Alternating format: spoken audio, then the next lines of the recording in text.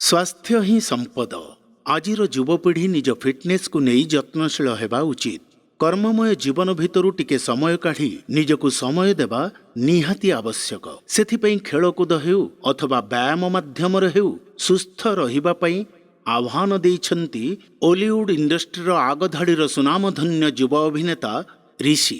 युवपीढ़ी fitness आवश्यकता को आखि आगरे रखी से भुवनेश्वर कटक ट्विन सिटीर पाहाड़ ठारे अत्याधुनिक फैसिलिटी थिबा एक स्वतंत्र फिटनेस सेंटर रो परिकल्पना करिछन्ति, जहार ना फिटनेस गैरेज। एही जिम रे वर्कआउट करबा सह वर्कआउट मुताबक पुष्टिकर खाद्य पानीय पाई जिम भितरे गोटे फूड कैफेर सुबंदोबस्त मध्य रहिछि। ट्रेनर मानकर उत्तम व्यवहार सह सहयोग मनोभाव युवपीढ़ी को आकृष्ट करिछि।